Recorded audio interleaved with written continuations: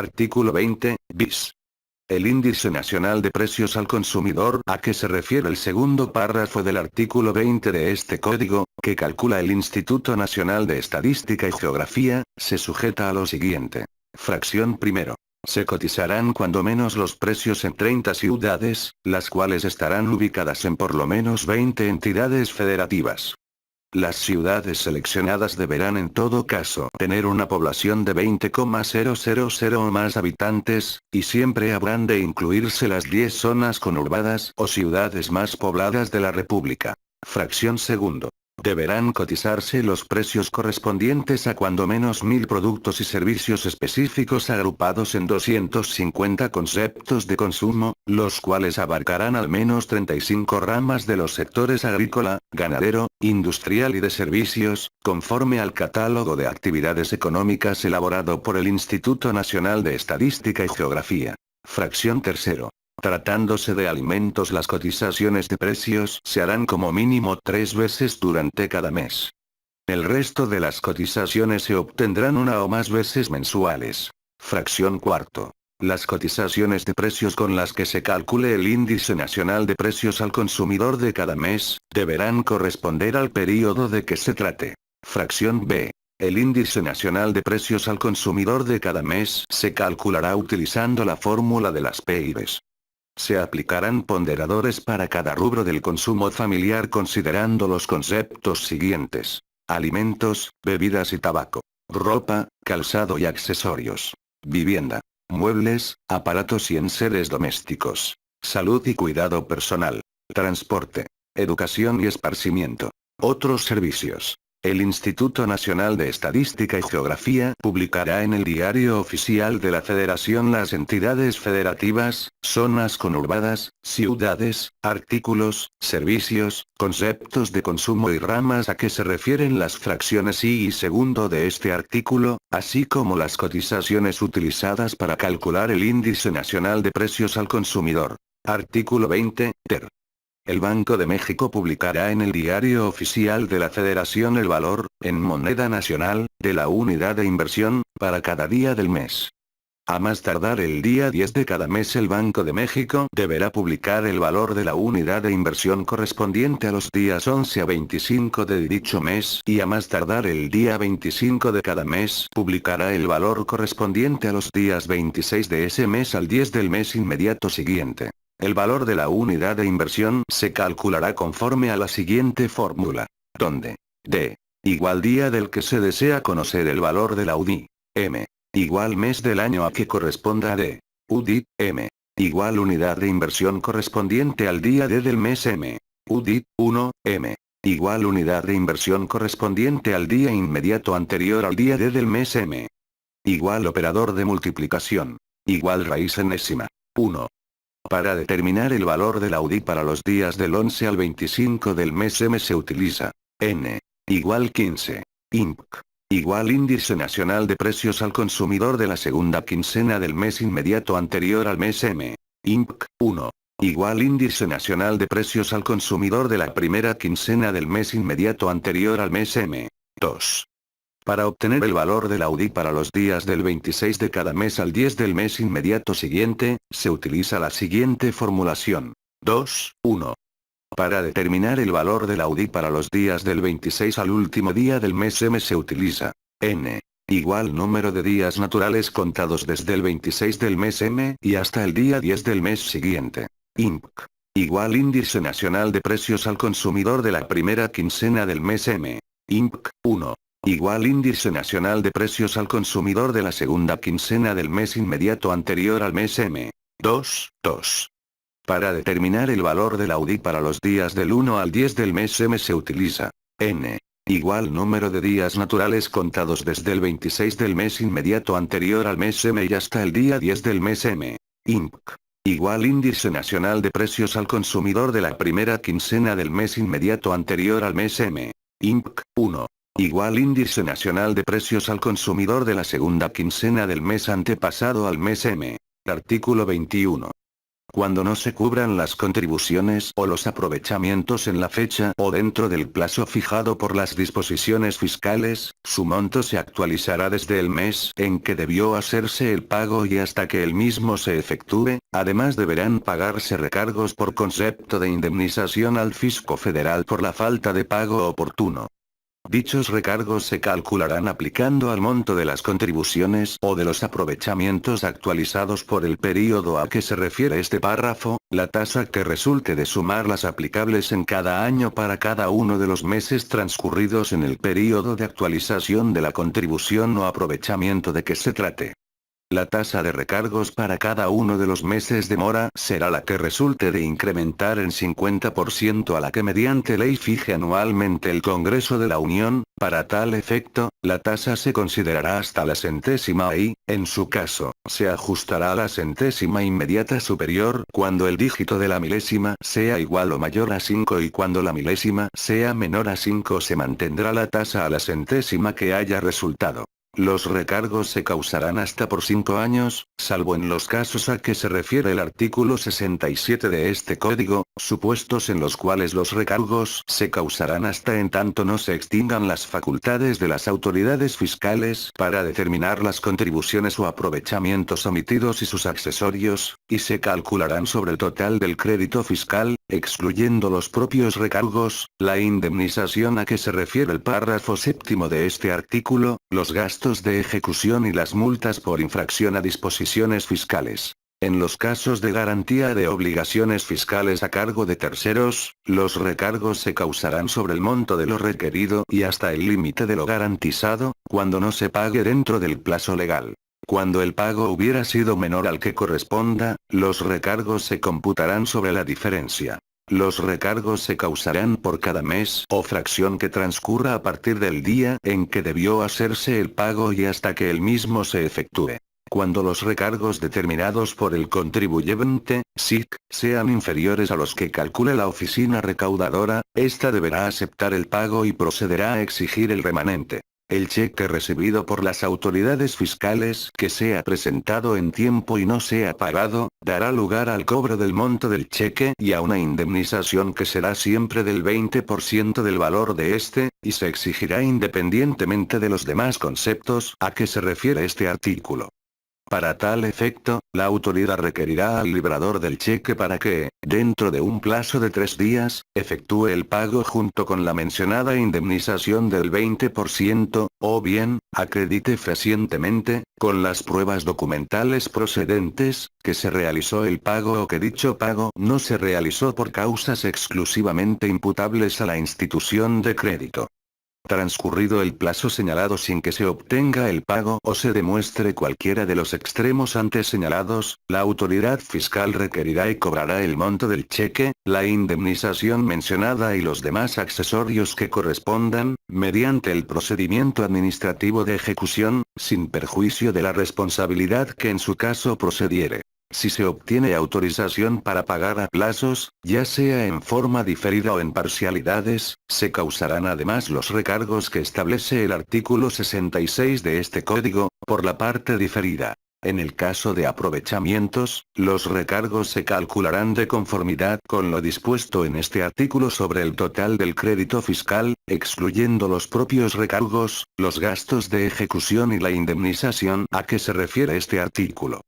No causarán recargos las multas no fiscales. Las autoridades fiscales podrán condonar total o parcialmente los recargos derivados de un ajuste a los precios o montos de contraprestaciones en operaciones entre partes relacionadas, siempre que dicha condonación derive de un acuerdo de autoridad competente sobre las bases de reciprocidad, con las autoridades de un país con el que se tenga celebrado un tratado para evitar la doble tributación, y dichas autoridades hayan devuelto el impuesto correspondiente sin el pago de cantidades a título de intereses. En ningún caso las autoridades fiscales podrán liberar a los contribuyentes de la actualización de las contribuciones o condonar total o parcialmente los recargos correspondientes. Artículo 22. Las autoridades fiscales devolverán las cantidades pagadas indebidamente y las que procedan conforme a las leyes fiscales. En el caso de contribuciones que se hubieran retenido, la devolución se efectuará a los contribuyentes a quienes se les hubiera retenido la contribución de que se trate. Tratándose de los impuestos indirectos, la devolución por pago de lo indebido se efectuará a las personas que hubieran pagado el impuesto trasladado a quien lo causó, siempre que no lo hayan acreditado. Por lo tanto, quien trasladó el impuesto, ya sea en forma expresa y por separado o incluido en el precio, no tendrá derecho a solicitar su devolución. Tratándose de los impuestos indirectos pagados en la importación, procederá la devolución al contribuyente siempre y cuando la cantidad pagada no se hubiere acreditado. Lo dispuesto en el párrafo anterior, se aplicará sin perjuicio del acreditamiento de los impuestos indirectos a que tengan derecho los contribuyentes, de conformidad con lo dispuesto en las leyes que los establezcan. Cuando la contribución se calcule por ejercicios, únicamente se podrá solicitar la devolución del saldo a favor cuando se haya presentado la declaración del ejercicio, salvo que se trate del cumplimiento de una resolución o sentencia firmes, de autoridad competente, en cuyo caso, podrá solicitarse la devolución independientemente de la presentación de la declaración. Si el pago de lo indebido se hubiera efectuado en cumplimiento de acto de autoridad, el derecho a la devolución en los términos de este artículo, nace cuando dicho acto se anule. Lo dispuesto en este párrafo no es aplicable a la determinación de diferencias por errores aritméticos, las que darán lugar a la devolución siempre que no haya prescrito la obligación en los términos del penúltimo párrafo de este artículo. Cuando en una solicitud de devolución existan errores en los datos contenidos en la misma, la autoridad requerirá al contribuyente para que mediante escrito y en un plazo de 10 días aclare dichos datos, apercibiendo lo que de no hacerlo dentro de dicho plazo, se le tendrá por desistido de la solicitud de devolución correspondiente. En este supuesto no será necesario presentar una nueva solicitud cuando los datos erróneos solo se hayan consignado en la solicitud o en los anexos. Dicho requerimiento suspenderá el plazo previsto para efectuar la devolución, durante el período que transcurra entre el día hábil siguiente en que surta efectos la notificación del requerimiento y la fecha en que se atienda el requerimiento. Cuando se solicite la devolución, esta deberá efectuarse dentro del plazo de 40 días siguientes a la fecha en que se presentó la solicitud ante la autoridad fiscal competente con todos los datos, incluyendo para el caso de depósito en cuenta, los datos de la institución integrante del sistema financiero y el número de cuenta para transferencias electrónicas del contribuyente en dicha institución financiera debidamente integrado de conformidad con las disposiciones del Banco de México, así como los demás informes y documentos que señale el reglamento de este código. Las autoridades fiscales, para verificar la procedencia de la devolución, podrán requerir al contribuyente, en un plazo no mayor de 20 días posteriores a la presentación de la solicitud de devolución, los datos, informes o documentos adicionales que consideren necesarios y que estén relacionados con la misma. Para tal efecto, las autoridades fiscales requerirán al promovente a fin de que en un plazo máximo de 20 días cumpla con lo solicitado, apercibido que de no hacerlo dentro de dicho plazo, se le tendrá por desistido de la solicitud de devolución correspondiente.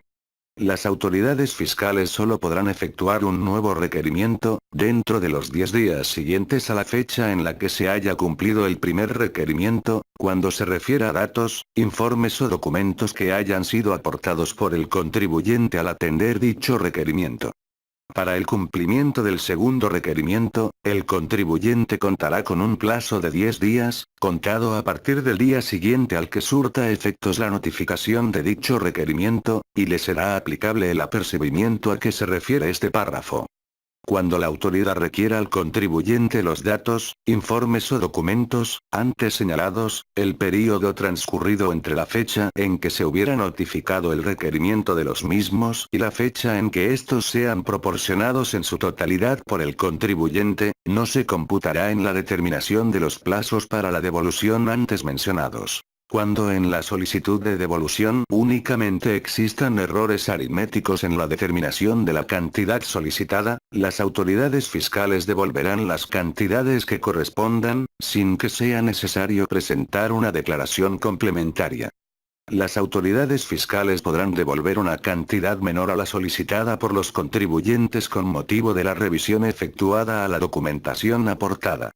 En este caso, la solicitud se considerará negada por la parte que no sea devuelta, salvo que se trate de errores aritméticos o de forma. En el caso de que las autoridades fiscales devuelvan la solicitud de devolución a los contribuyentes, se considerará que ésta fue negada en su totalidad. Para tales efectos, las autoridades fiscales deberán fundar y motivar las causas que sustentan la negativa parcial o total de la devolución respectiva. No se considerará que las autoridades fiscales inician el ejercicio de sus facultades de comprobación, cuando soliciten los datos, informes, y documentos, a que se refiere el sexto párrafo anterior, pudiendo ejercerlas en cualquier momento. Cuando con motivo de la solicitud de devolución la autoridad fiscal inicie facultades de comprobación con el objeto de comprobar la procedencia de la misma, los plazos a que hace referencia el párrafo sexto del presente artículo se suspenderán hasta que se emita la resolución en la que se resuelva la procedencia o no de la solicitud de devolución. El citado ejercicio de las facultades de comprobación se sujetará al procedimiento establecido en el artículo 22d de este Código. Si concluida la revisión efectuada en el ejercicio de facultades de comprobación para verificar la procedencia de la devolución, se autoriza a esta, la autoridad efectuará la devolución correspondiente dentro de los 10 días siguientes a aquel en el que se notifique la resolución respectiva. Cuando la devolución se efectúe fuera del plazo mencionado, se pagarán intereses que se calcularán conforme a lo dispuesto en el artículo 22A de este Código. El fisco federal deberá pagar la devolución que proceda actualizada conforme a lo previsto en el artículo 17A de este Código, desde el mes en que se realizó el pago de lo indebido o se presentó la declaración que contenga el saldo a favor y hasta aquel en el que la devolución esté a disposición del contribuyente. Para el caso de depósito en cuenta, se entenderá que la devolución está a disposición del contribuyente a partir de la fecha en que la autoridad efectúe el depósito en la institución financiera señalada en la solicitud de devolución. Cuando en el acto administrativo que autorice la devolución se determinen correctamente la actualización y los intereses que en su caso procedan, calculados a la fecha en la que se emita dicho acto sobre la cantidad que legalmente proceda, se entenderá que dicha devolución está debidamente efectuada siempre que entre la fecha de emisión de la autorización y la fecha en la que la devolución esté a disposición del contribuyente no haya transcurrido más de un mes. En el supuesto de que durante el mes citado se dé a conocer un nuevo índice nacional de precios al consumidor, el contribuyente tendrá derecho a solicitar la devolución de la actualización correspondiente que se determinará aplicando a la cantidad total cuya devolución se autorizó, el factor que se obtenga conforme a lo previsto en el artículo 17A de este Código, restando la unidad a dicho factor. El factor se calculará considerando el período comprendido desde el mes en que se emitió la autorización y el mes en que se puso a disposición del contribuyente la devolución. El monto de la devolución de la actualización a que se refiere el párrafo anterior, deberá ponerse, en su caso, a disposición del contribuyente dentro de un plazo de 40 días siguientes a la fecha en la que se presente la solicitud de devolución correspondiente. Cuando la entrega se efectúe fuera del plazo mencionado, las autoridades fiscales pagarán intereses que se calcularán conforme a lo dispuesto en el artículo 22A de este Código. Dichos intereses se calcularán sobre el monto de la devolución actualizado por el período comprendido entre el mes en que se puso a disposición del contribuyente la devolución correspondiente y el mes en que se ponga a disposición del contribuyente la devolución de la actualización. Cuando las autoridades fiscales procedan a la devolución sin ejercer las facultades de comprobación a que se hace referencia en el párrafo 9 del presente artículo, la orden de devolución no implicará resolución favorable al contribuyente, quedando a salvo las facultades de comprobación de la autoridad. Si la devolución se hubiera efectuado y no procediera, se causarán recargos en los términos del artículo 21 de este Código, sobre las cantidades actualizadas, tanto por las devueltas indebidamente como por las de los posibles intereses pagados por las autoridades fiscales, a partir de la fecha de la devolución. La obligación de devolver prescribe en los mismos términos y condiciones que el crédito fiscal. Para estos efectos, la solicitud de devolución que presente el particular, se considera como gestión de cobro que interrumpe la prescripción, excepto cuando el particular se desista de la solicitud. La devolución podrá hacerse de oficio o a petición del interesado. El Servicio de Administración Tributaria, mediante disposiciones de carácter general, podrá establecer los casos en los que no obstante que se ordene el ejercicio de las facultades de comprobación a que hace referencia el párrafo 9 del presente artículo, regirán los plazos establecidos por el párrafo 6 del mismo, para efectuar la devolución. Los requerimientos a que se refiere este artículo se formularán por la autoridad fiscal en documento digital que se notificará al contribuyente a través del buzón tributario, el cual deberá atenderse por los contribuyentes mediante este medio de comunicación. Artículo 22, A. Cuando los contribuyentes presenten una solicitud de devolución de un saldo a favor o de un pago de lo indebido, y la devolución se efectúe fuera del plazo establecido en el artículo anterior, las autoridades fiscales pagarán intereses que se calcularán a partir del día siguiente al del vencimiento de dicho plazo conforme a la tasa prevista en los términos del artículo 21 de este código que se aplicará sobre la devolución actualizada. Cuando el contribuyente presente una solicitud de devolución que sea negada y posteriormente sea concedida por la autoridad en cumplimiento de una resolución dictada en un recurso administrativo o de una sentencia emitida por un órgano jurisdiccional, el cálculo de los intereses se efectuará a partir de fracción primero tratándose de saldos a favor o cuando el pago de lo indebido se hubiese determinado por el propio contribuyente, a partir de que se negó la autorización o de que venció el plazo de 40 o 25 días, según sea el caso, para efectuar la devolución, lo que ocurra primero. Fracción segundo. Cuando el pago de lo indebido se hubiese determinado por la autoridad, a partir de que se pagó dicho crédito. Cuando no se haya presentado una solicitud de devolución de pago de lo indebido y la devolución se efectúe en cumplimiento a una resolución emitida en un recurso administrativo o a una sentencia emitida por un órgano jurisdiccional, el cálculo de los intereses se efectuará a partir de que se interpuso el recurso administrativo o, en su caso, la demanda del juicio respectivo, por los pagos efectuados con anterioridad a dichos supuestos. Por los pagos posteriores, a partir de que se efectuó el pago. Cuando el fisco federal deba pagar intereses a los contribuyentes sobre las cantidades actualizadas que les deba devolver, pagará dichos intereses conjuntamente con la cantidad principal objeto de la devolución actualizada. En el caso de que las autoridades fiscales no paguen los intereses a que se refiere este artículo, o los paguen en cantidad menor, se considerará negado el derecho al pago de los mismos, en su totalidad o por la parte no pagada, según corresponda. En ningún caso los intereses a cargo del fisco federal excederán de los que se causen en los últimos 5 años. La devolución se aplicará primero a intereses y, posteriormente, a las cantidades pagadas indebidamente. Artículo 22, b. Las autoridades fiscales efectuarán la devolución mediante depósito en la cuenta del contribuyente que la solicita, para lo cual, éste deberá proporcionar en la solicitud de devolución o en la declaración correspondiente el número de su cuenta en los términos señalados en el párrafo 6 del artículo 22 de este código. Para estos efectos, los estados de cuenta que expidan las instituciones financieras serán considerados como comprobante del pago de la devolución respectiva.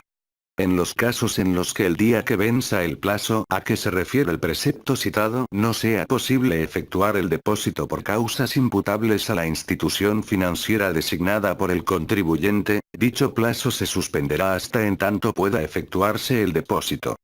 También se suspenderá el plazo mencionado cuando no sea posible efectuar el depósito en la cuenta proporcionada por el contribuyente por ser esta inexistente o haberse cancelado o cuando el número de la cuenta proporcionado por el contribuyente sea erróneo, hasta en tanto el contribuyente proporcione un número de cuenta válido. Artículo 22, c.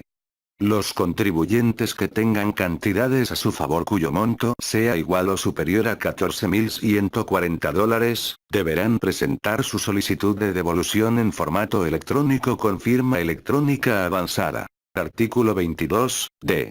Las facultades de comprobación, para verificar la procedencia de la devolución a que se refiere el noveno párrafo del artículo 22 de este código, se realizarán mediante el ejercicio de las facultades establecidas en las fracciones segundo o y del artículo 42 de este código. La autoridad fiscal podrá ejercer las facultades de comprobación a que se refiere este precepto por cada solicitud de devolución presentada por el contribuyente, aun cuando se encuentre referida a las mismas contribuciones, aprovechamientos y periodos, conforme a lo siguiente. Fracción primero. El ejercicio de las facultades de comprobación deberá concluir en un plazo máximo de 90 días contados a partir de que se notifique a los contribuyentes el inicio de dichas facultades. En el caso en el que la autoridad, para verificar la procedencia de la devolución, deba requerir información a terceros relacionados con el contribuyente, así como en el de los contribuyentes a que se refiere el apartado B del artículo 46A de este código, el plazo para concluir el ejercicio de facultades de comprobación será de 180 días contados a partir de la fecha en la que se notifique a los contribuyentes el inicio de dichas facultades. Estos plazos se suspenderán en los mismos supuestos establecidos en el artículo 46A de este código. Fracción segundo. La facultad de comprobación a que se refiere este precepto se ejercerá únicamente para verificar la procedencia del saldo a favor solicitado o pago de lo indebido, sin que la autoridad pueda determinar un crédito fiscal exigible a cargo de los contribuyentes con base en el ejercicio de la facultad a que se refiere esta fracción. Fracción tercero. En el caso de que la autoridad solicite información a terceros relacionados con el contribuyente sujeto a revisión, deberá hacerlo del conocimiento de este último. Fracción cuarto. Si existen varias solicitudes del mismo contribuyente respecto de una misma contribución, la autoridad fiscal podrá emitir una sola resolución. Fracción B. En caso de que las autoridades fiscales no concluyan el ejercicio de las facultades de comprobación a que se refiere el presente artículo en los plazos establecidos en la fracción I, quedarán sin efecto las actuaciones que se hayan practicado, debiendo pronunciarse sobre la solicitud de devolución con la documentación que cuente.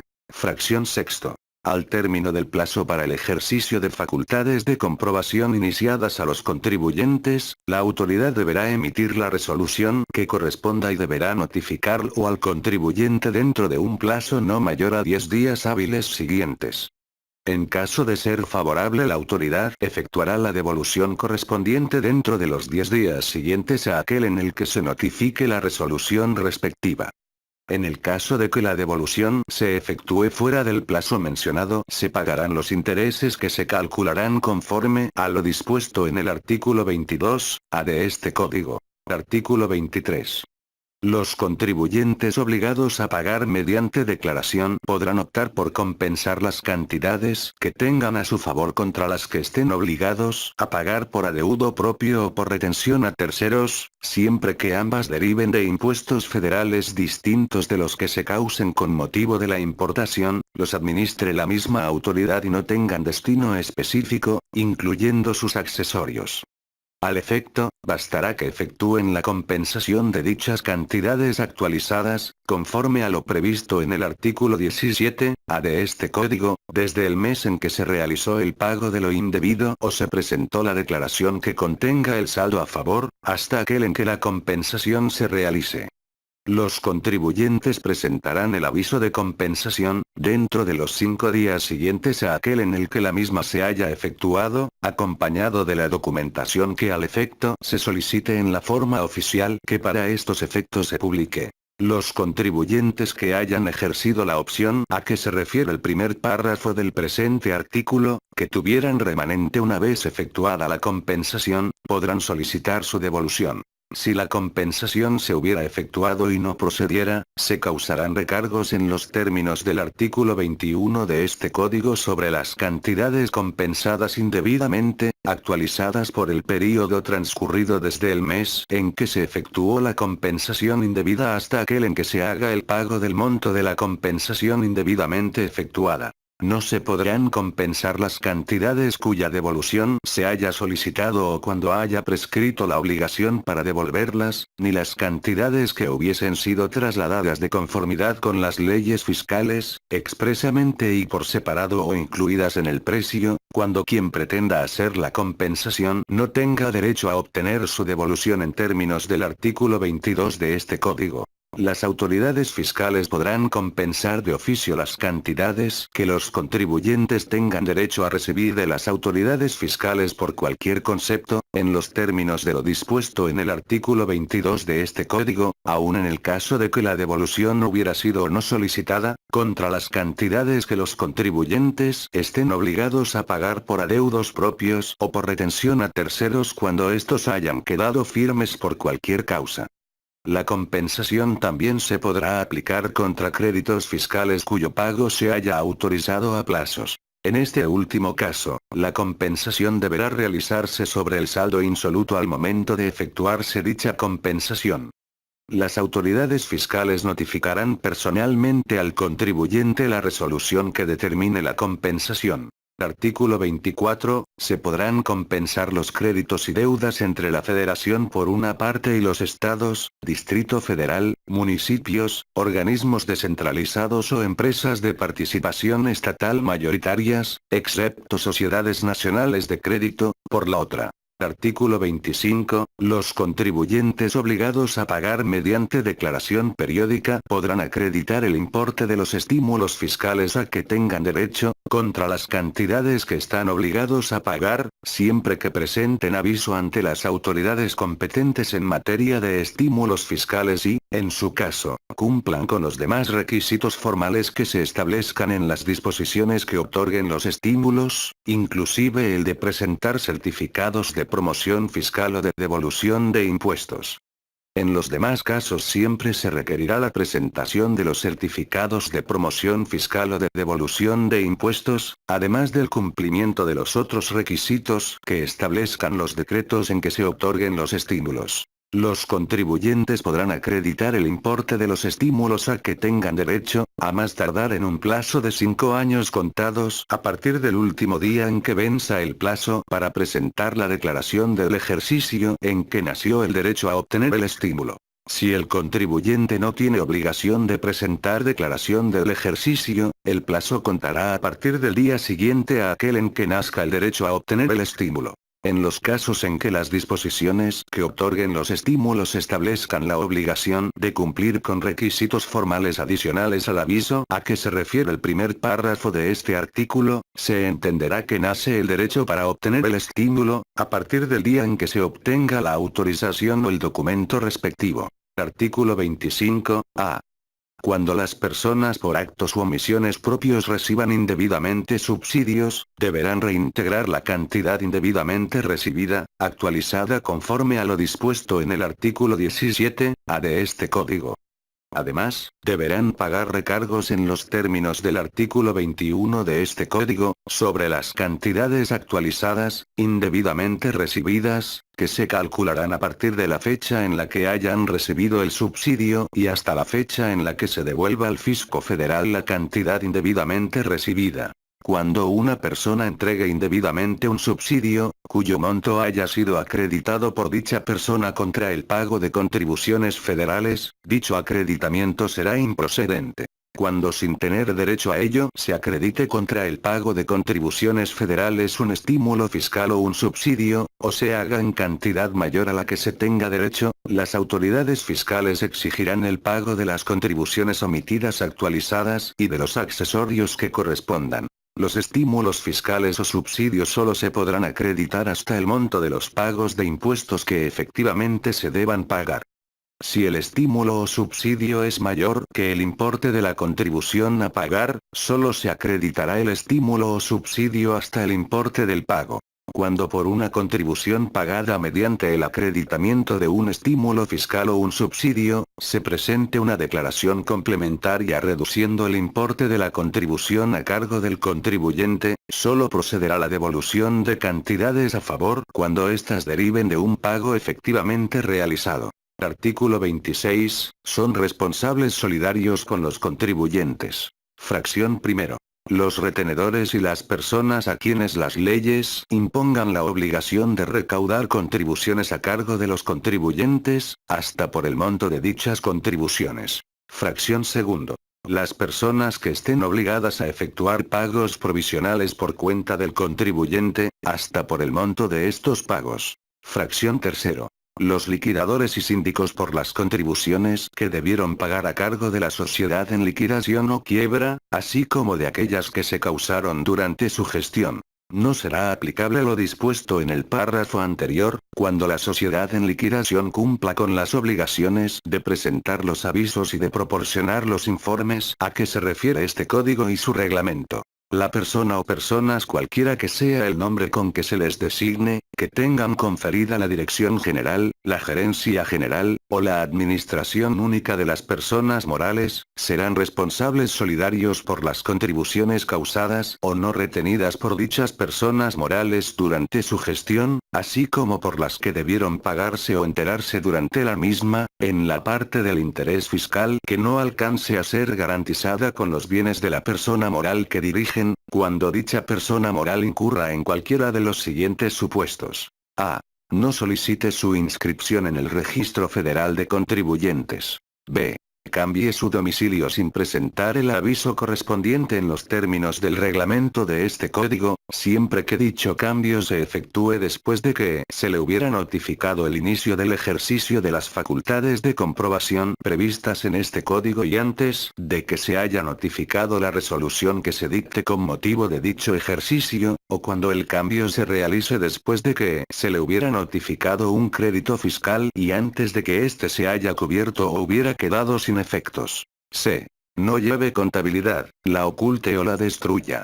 D. Desocupe el local donde tenga su domicilio fiscal, sin presentar el aviso de cambio de domicilio en los términos del reglamento de este código. Fracción cuarto.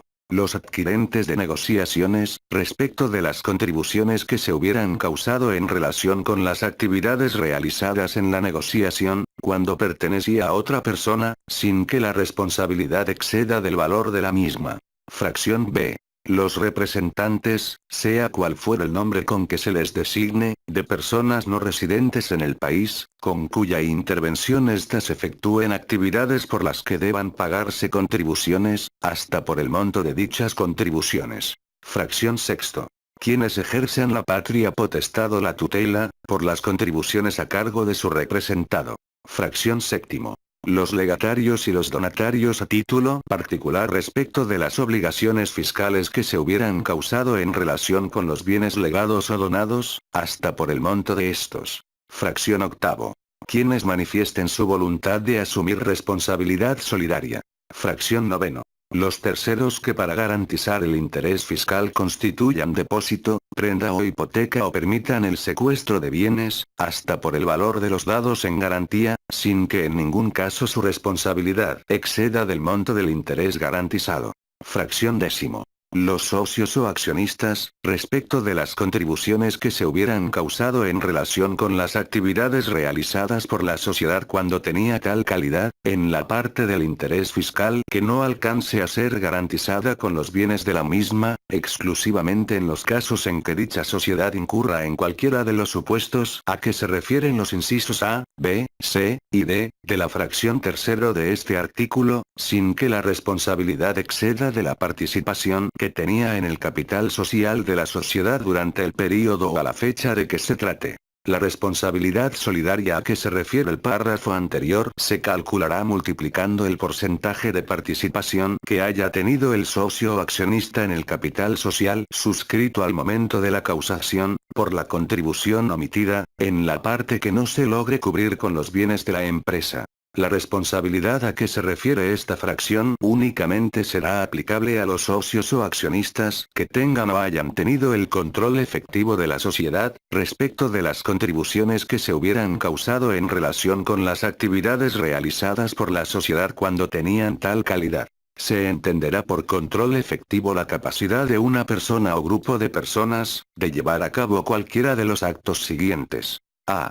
Imponer decisiones en las asambleas generales de accionistas, de socios u órganos equivalentes, o nombrar o destituir a la mayoría de los consejeros, administradores o sus equivalentes, de una persona moral.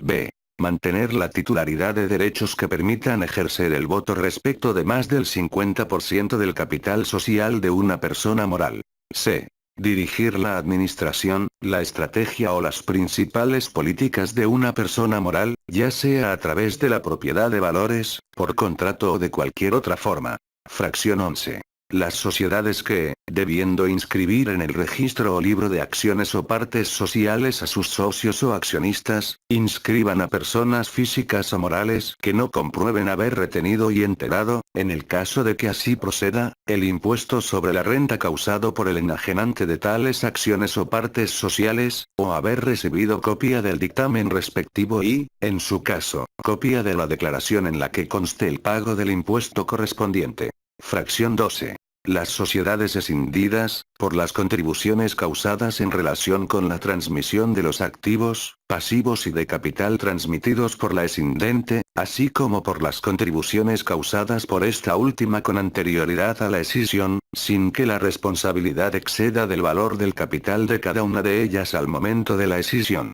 Fracción 13. Las empresas residentes en México o los residentes en el extranjero que tengan un establecimiento permanente en el país, por el impuesto que se cause por el otorgamiento del uso o goce temporal de bienes y por mantener inventarios en territorio nacional para ser transformados o que ya hubieran sido transformados en los términos del artículo 1 o de la ley del impuesto al activo, hasta por el monto de dicha contribución. Fracción 14. Las personas a quienes residentes en el extranjero les presten servicios personales subordinados o independientes, cuando estos sean pagados por residentes en el extranjero hasta el monto del impuesto causado. Fracción 15. La sociedad que administre o los propietarios de los inmuebles afectos al servicio turístico de tiempo compartido prestado por residentes en el extranjero, cuando sean partes relacionadas en los términos de los artículos 90 y 179 de la Ley del Impuesto sobre la Renta, hasta por el monto de las contribuciones que se omitan. Fracción 16. Se deroga. Fracción 17.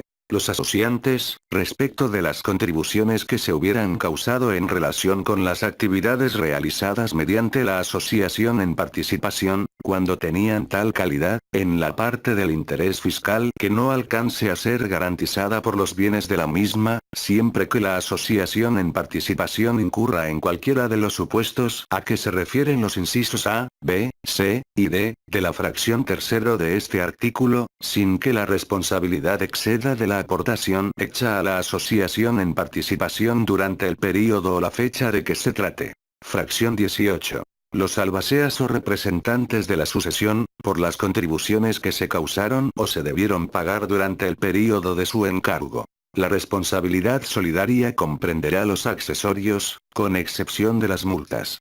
Lo dispuesto en este párrafo no impide que los responsables solidarios puedan ser sancionados por los actos u omisiones propios. Artículo 26, A.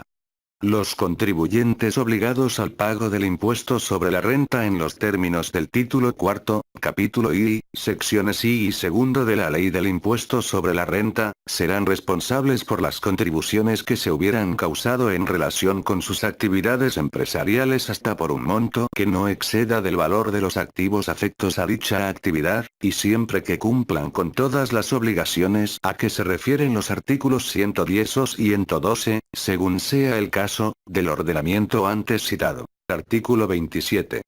Las personas morales, así como las personas físicas que deban presentar declaraciones periódicas o que estén obligadas a expedir comprobantes fiscales digitales por Internet por los actos o actividades que realicen o por los ingresos que perciban, o que hayan abierto una cuenta a su nombre en las entidades del sistema financiero o en las sociedades cooperativas de ahorro y préstamo, en las que reciban depósitos o realicen operaciones susceptibles de ser sujetas de contribuciones, deberán solicitar su inscripción en el Registro Federal de Contribuyentes, proporcionar la información relacionada con su identidad, su domicilio y, en general, sobre su situación fiscal, mediante los avisos que se establecen en el reglamento de este código.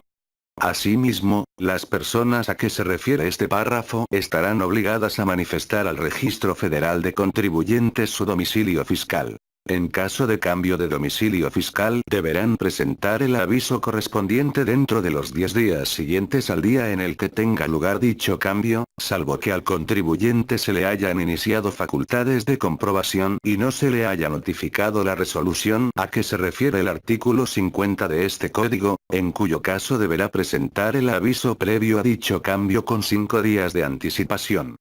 La autoridad fiscal podrá considerar como domicilio fiscal del contribuyente aquel en el que se verifique alguno de los supuestos establecidos en el artículo 10 de este código, cuando el manifestado en las solicitudes y avisos a que se refiere este artículo no corresponda a alguno de los supuestos de dicho precepto. Las personas morales y las personas físicas que deban presentar declaraciones periódicas o que estén obligadas a expedir comprobantes fiscales por los actos o actividades que realicen o por los ingresos que perciban, deberán solicitar su certificado de firma electrónica avanzada. En caso de que el contribuyente presente el aviso de cambio de domicilio y no sea localizado en este último, el aviso no tendrá efectos legales. El Servicio de Administración Tributaria, mediante reglas de carácter general, podrá establecer mecanismos simplificados de inscripción al Registro Federal de Contribuyentes, atendiendo a las características del régimen de tributación del contribuyente.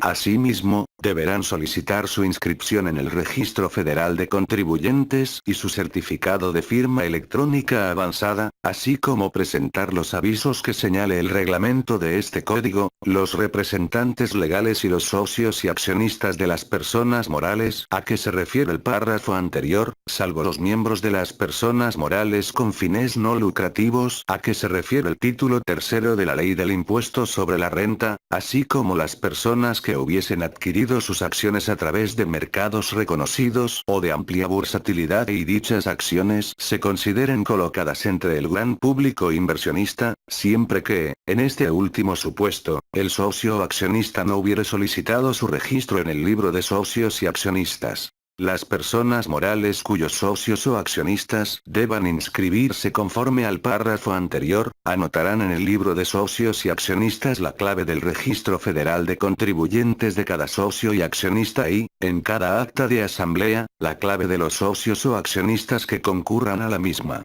Para ello, la persona moral se cerciorará de que el registro proporcionado por el socio o accionista concuerde con el que aparece en la cédula respectiva. No estarán obligados a solicitar su inscripción en el Registro Federal de Contribuyentes los socios o accionistas residentes en el extranjero de personas morales residentes en México, así como los asociados residentes en el extranjero de asociaciones en participación, siempre que la persona moral o el asociante, residentes en México, presente ante las autoridades fiscales dentro de los 3 primeros meses siguientes al cierre de cada ejercicio, una relación de los socios, accionistas o asociados, residentes en el extranjero, en la que se indique su domicilio, residencia fiscal y número de identificación fiscal. Las personas que hagan los pagos a que se refiere el capítulo primero del título IF de la Ley de Impuestos sobre la Renta, deberán solicitar la inscripción de los contribuyentes a los que hagan dichos pagos, para tal efecto estos deberán proporcionarles los datos necesarios. Las personas físicas y las morales, residentes en el extranjero sin establecimiento permanente en el país, que no se ubiquen en los supuestos previstos en el presente artículo, podrán solicitar su inscripción en el Registro Federal de Contribuyentes, proporcionando su número de identificación fiscal, cuando tengan obligación de contar con este en el país en que residan, así como la información a que se refiere el primer párrafo de este artículo, en los términos y para los fines que establezca el Servicio de Administración Tributaria mediante reglas de carácter general, sin que dicha inscripción les otorgue la posibilidad de solicitar la devolución de contribuciones. Los fedatarios públicos exigirán a los otorgantes de las escrituras públicas en que se haga constar actas constitutivas, de fusión, escisión o de liquidación de personas morales, que comprueben dentro del mes siguiente a la firma que han presentado solicitud de inscripción, o aviso de liquidación o de cancelación, según sea el caso, en el Registro Federal de Contribuyentes, de la persona moral de que se trate, debiendo asentar en su protocolo la fecha de su presentación. En caso contrario, el fedatario deberá informar de dicha omisión al Servicio de Administración Tributaria dentro del mes siguiente a la autorización de la escritura. Asimismo, los fedatarios públicos deberán asentar en las escrituras públicas en que hagan constar actas constitutivas y demás actas de asamblea de personas morales cuyos socios o accionistas y sus representantes legales deban solicitar su inscripción en el Registro Federal de Contribuyentes, la clave correspondiente a cada socio o accionista y representante legal o, en su caso, verificar que dicha clave aparezca en los documentos señalados. Para ello, se cerciorarán de que dicha clave concuerde con la cédula respectiva. Cuando de conformidad con las disposiciones fiscales los notarios, corredores, jueces y demás fedatarios deban presentar la información relativa a las operaciones consignadas en escrituras públicas celebradas ante ellos, respecto de las operaciones realizadas en el mes inmediato anterior, dicha información deberá ser presentada a más tardar el día 17 del mes siguiente ante el Servicio de Administración Tributaria de conformidad con las reglas de carácter general que al efecto emita dicho órgano. La declaración informativa a que se refiere el párrafo anterior deberá contener, al menos, la información necesaria para identificar a los contratantes, a las sociedades que se constituyan, el número de escritura pública que le corresponda a cada operación y la fecha de firma de la citada escritura, el valor de avalúo de cada bien enajenado, el monto de la contraprestación pactada y de los impuestos que en los términos de las disposiciones fiscales correspondieron a las operaciones manifestadas. El Servicio de Administración Tributaria realizará la inscripción o actualización del Registro Federal de Contribuyentes basándose en los datos que las personas le proporcionen de conformidad con este artículo o en los que obtenga por cualquier otro medio. También podrá requerir aclaraciones a los contribuyentes, así como corregir los datos con base en evidencias que recabe, incluyendo aquellas proporcionadas por terceros. Asimismo, asignará la clave que corresponda a cada persona que inscriba, quien deberá citarla en todo documento que presente ante las autoridades fiscales y jurisdiccionales, cuando en este último caso se trate de asuntos en que el Servicio de Administración Tributaria o la Secretaría de Hacienda y Crédito Público sea parte. Las personas inscritas deberán conservar en su domicilio fiscal la documentación comprobatoria de haber cumplido con las obligaciones que establecen este artículo y el reglamento de este código. La clave a que se refiere el párrafo que antecede se proporcionará a los contribuyentes a través de la cédula de identificación fiscal o la constancia de registro fiscal, las cuales deberán contener las características que señale el Servicio de Administración Tributaria mediante reglas de carácter general. Tratándose de establecimientos, sucursales, locales, puestos fijos o semifijos, lugares en donde se almacenen mercancías y en general cualquier local o establecimiento que se utilice para el desempeño de sus actividades, los contribuyentes deberán presentar aviso de apertura o cierre de dichos lugares en la forma que al efecto apruebe el Servicio de Administración Tributaria y conservar en los lugares citados el aviso de apertura, debiendo exhibirlo a las autoridades fiscales cuando éstas lo soliciten. La solicitud o los avisos a que se refiere el primer párrafo de este artículo que se presenten en forma extemporánea, surtirán sus efectos a partir de la fecha en que sean presentados. Las autoridades fiscales podrán verificar la existencia y localización del domicilio fiscal manifestado por el contribuyente en el aviso de cambio de domicilio y, en el caso de que el lugar señalado no se considere domicilio fiscal en los términos del artículo 10 de este código o los contribuyentes no sean localizados en dicho domicilio, el aviso de cambio de domicilio no surtirá sus efectos. Tal situación será notificada a los contribuyentes a través del buzón tributario. Las personas físicas que no se encuentren en los supuestos del párrafo primero de este artículo, podrán solicitar su inscripción al Registro Federal de Contribuyentes, cumpliendo los requisitos establecidos mediante reglas de carácter general que para tal efecto publique el Servicio de Administración Tributaria. Artículo 28.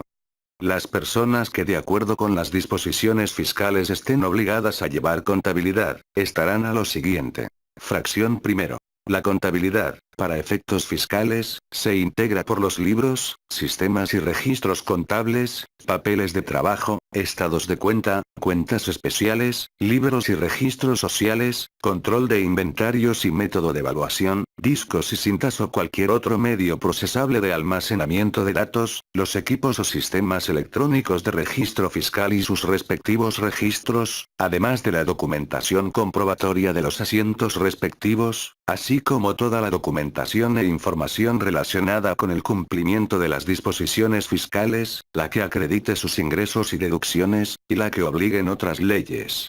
En el reglamento de este código se establecerá la documentación e información con la que se deberá dar cumplimiento a esta fracción, y los elementos adicionales que integran la contabilidad. Tratándose de personas que enajenen gasolina, diésel, gas natural para combustión automotriz o gas licuado de petróleo para combustión automotriz, en establecimientos abiertos al público en general, deberán contar con los equipos y programas informáticos para llevar los controles volumétricos. Se entiende por controles volumétricos, los registros de volumen que se utilizan para determinar la existencia, adquisición y venta de combustible, mismos que formarán parte de la contabilidad del contribuyente. Los equipos y programas informáticos para llevar los controles volumétricos serán aquellos que autorice para tal efecto el Servicio de Administración Tributaria, los cuales deberán mantenerse en operación en todo momento. Fracción segundo. Los registros o asientos contables a que se refiere la fracción anterior deberán cumplir con los requisitos que establezca el reglamento de este código y las disposiciones de carácter general que emita el Servicio de Administración Tributaria. Fracción tercero. Los registros o asientos que integran la contabilidad se llevarán en medios electrónicos conforme lo establezcan el reglamento de este código y las disposiciones de carácter general que emita el Servicio de Administración Tributaria.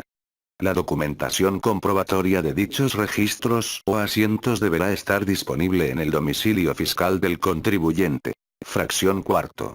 Ingresarán de forma mensual su información contable a través de la página de Internet del Servicio de Administración Tributaria, de conformidad con reglas de carácter general que se emitan para tal efecto. Artículo 29. Cuando las leyes fiscales establezcan la obligación de expedir comprobantes fiscales por los actos o actividades que realicen, por los ingresos que se perciban o por las retenciones de contribuciones que efectúen, los contribuyentes deberán emitirlos mediante documentos digitales a través de la página de Internet del Servicio de Administración Tributaria. Las personas que adquieran bienes, disfruten de su uso o goce temporal, reciban servicios o aquellas a las que les hubieren retenido contribuciones, deberán solicitar el comprobante fiscal digital por Internet respectivo. Los contribuyentes a que se refiere el párrafo anterior deberán cumplir con las obligaciones siguientes. Fracción primero. Contar con un certificado de firma electrónica avanzada vigente. Fracción segundo. Tramitar ante el Servicio de Administración Tributaria el certificado para el uso de los sellos digitales. Los contribuyentes podrán optar por el uso de uno o más certificados de sellos digitales que se utilizarán exclusivamente para la expedición de los comprobantes fiscales mediante documentos digitales.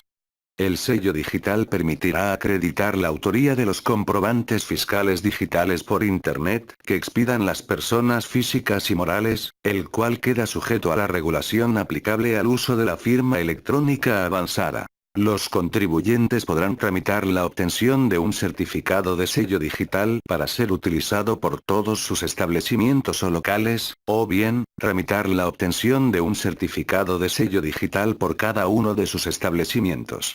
El Servicio de Administración Tributaria establecerá mediante reglas de carácter general los requisitos de control e identificación a que se sujetará el uso del sello digital de los contribuyentes. La tramitación de un certificado de sello digital solo podrá efectuarse mediante formato electrónico que cuente con la firma electrónica avanzada de la persona solicitante. Fracción tercero.